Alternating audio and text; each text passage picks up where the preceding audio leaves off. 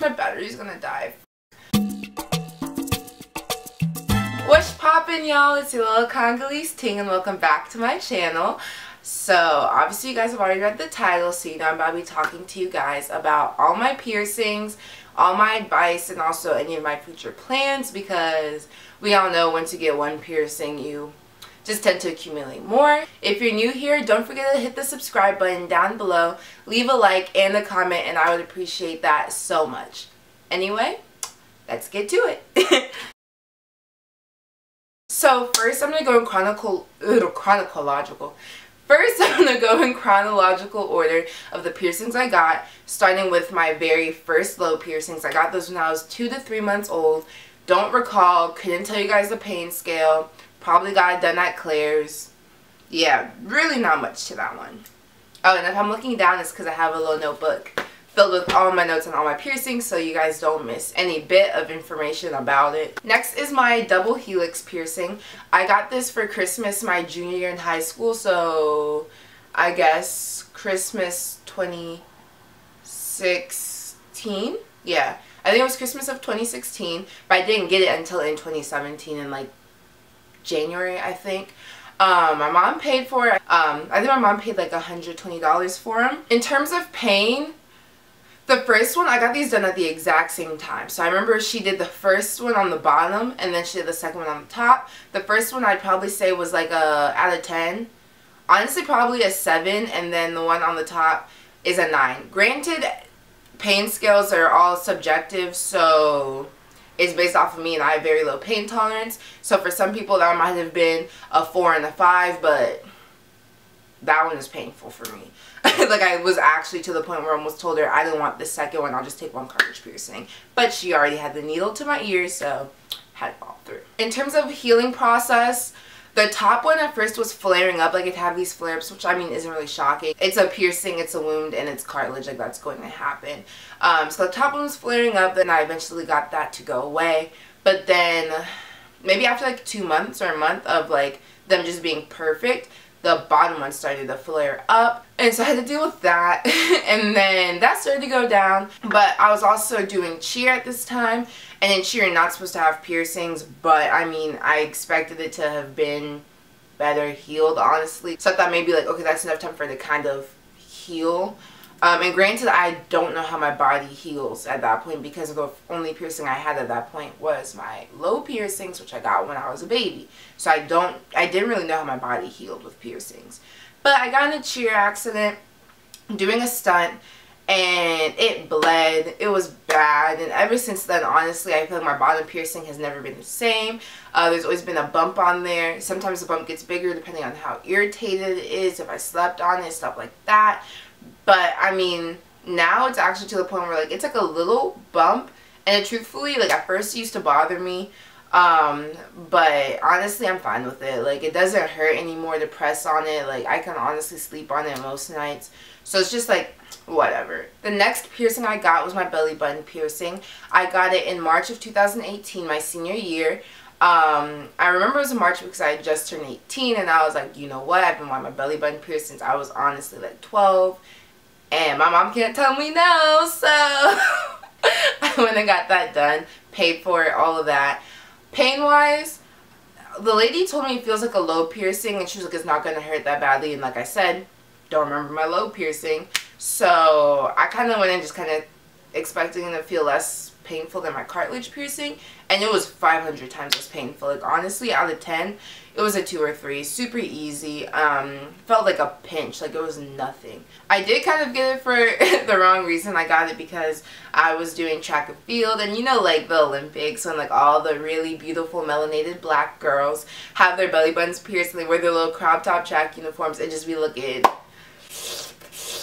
all types of schmackable. So I was like, you know what, I'm trying to be schmackable my last track season, so that's really why I got it done. This piercing, healing wise, has been, or it was really one of the best piercings I've had heal. The only thing that I would say about the healing process with this one was I did have one flare up. It was during this past Christmas because I had switched my jewelry for the first time, so it was like definitely over 6 months.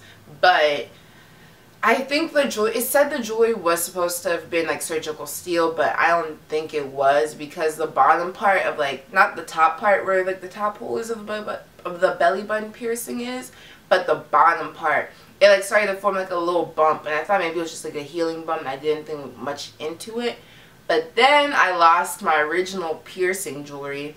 So then after Christmas, and it was like a Christmas themed belly button jewelry piece, because I couldn't find my original piercing piece, I was like, well, I'm stuck with it.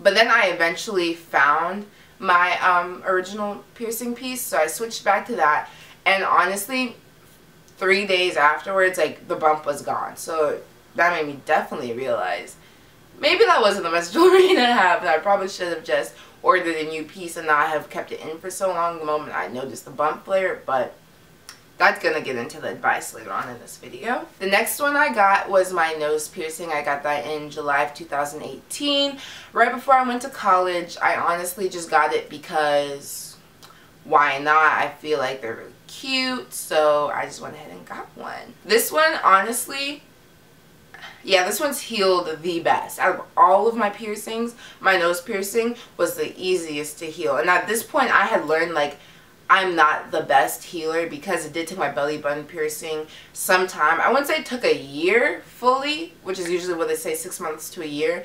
But it was definitely like 9 to 10 months. So it definitely took a minute. It was still excreting like fluids once in a while.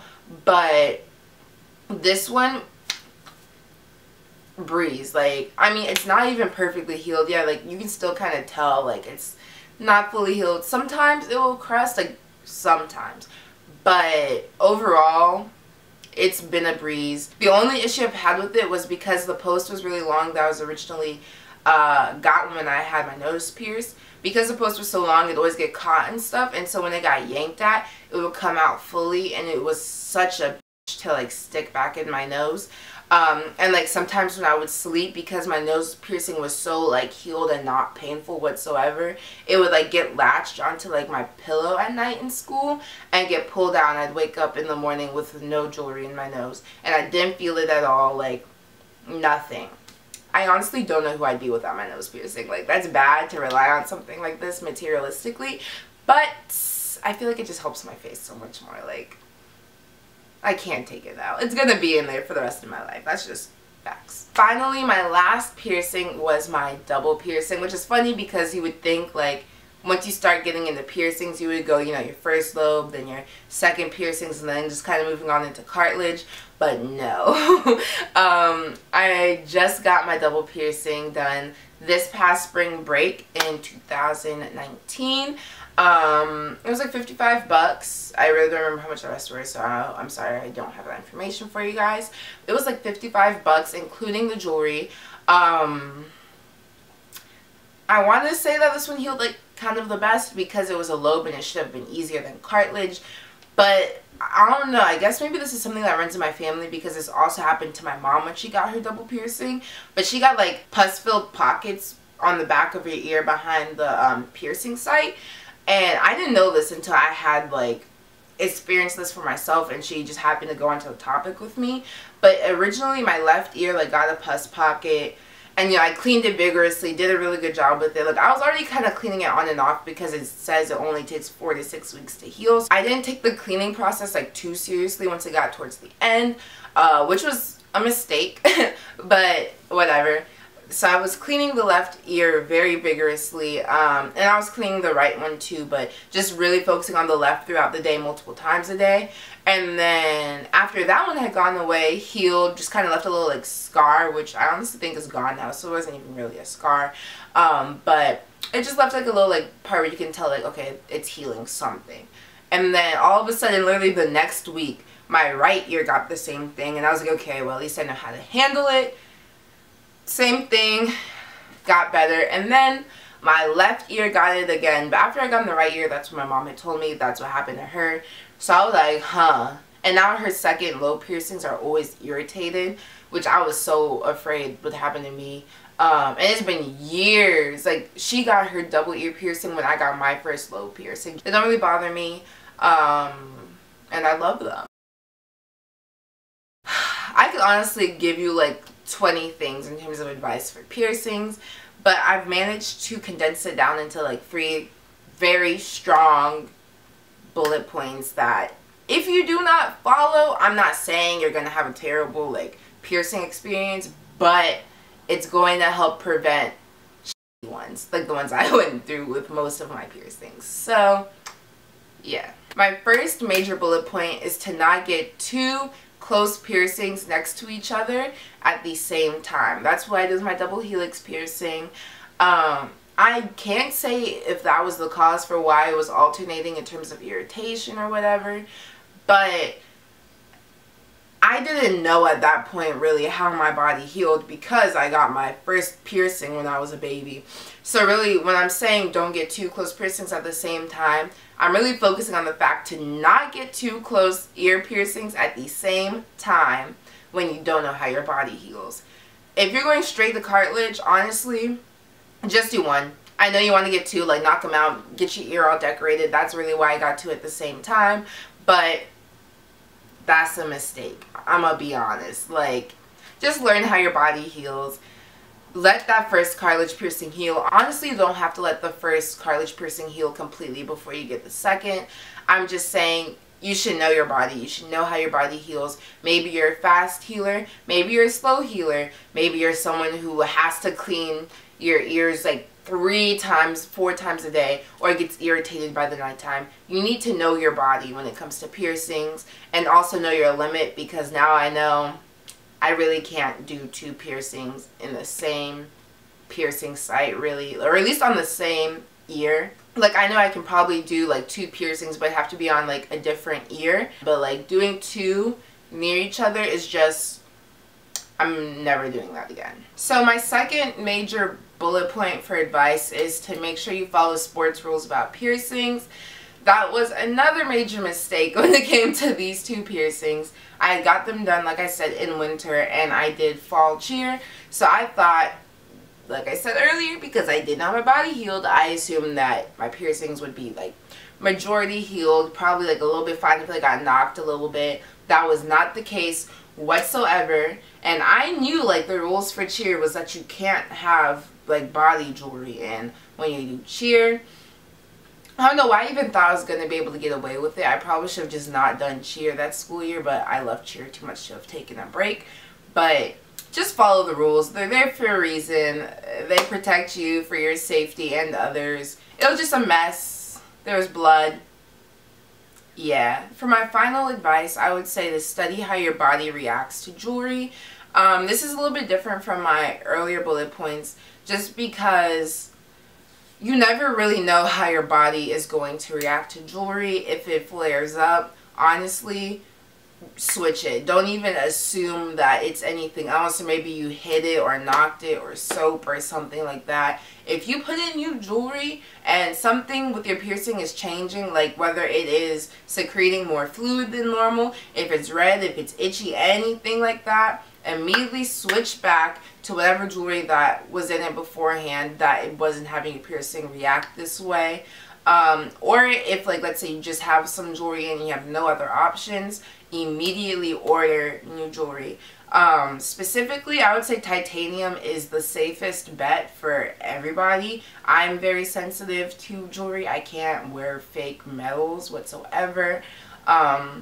So most of the times I'm strictly wearing surgical steel or real gold or titanium.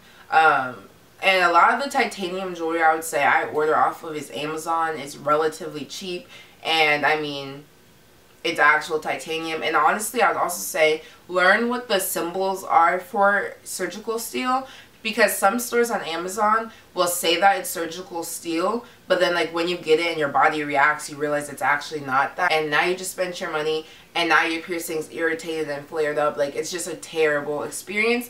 So I'd say really make sure like you know what the symbols are, and when you're going through Amazon stores looking at jewelry, make sure like somewhere in the description, I know they always put the type of metals it is, and I don't remember what it is for surgical steel, because that's the one that a lot of people I know order and end up getting fake jewelry from. I'm going to put it somewhere on the screen. look for those symbols or whatever you want to call it, markings, I don't know. Look for that when you're shopping for jewelry online, so that way you know for sure you're getting surgical steel. Okay, I'm so addicted to piercings, guys. I don't think I could ever do any more facial piercings, like eyebrows, like visible facial piercings. I don't think I could do them. But I don't know if these count as facial because you wouldn't really see it like off the bat. But I really want my tongue pierced, like I don't know, I've been talking to Darius about it so much.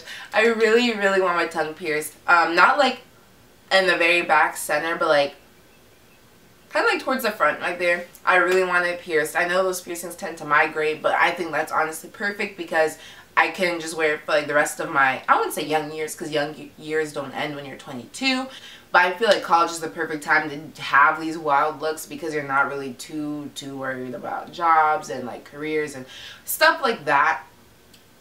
So I feel like it's easier to get away with having that type of stuff in, and because I know those piercings do tend to migrate, especially like after 2 years, it's like I can just take it out, honestly. So I really want a tongue piercing.